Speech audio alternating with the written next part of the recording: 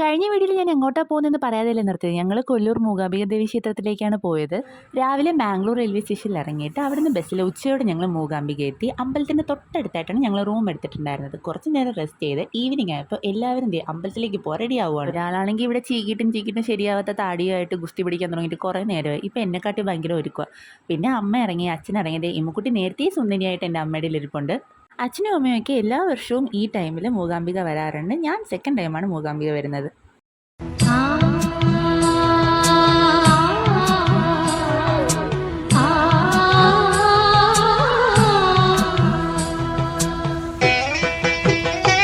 അടിപൊളിയായിട്ട് ദേവിയെ കണ്ണ് നിറയെ കണ്ട് തൊഴാൻ പറ്റി. കാരണം ഞങ്ങൾ ചെന്ന സമയത്ത് വലിയ തിരക്കില്ലായിരുന്നു.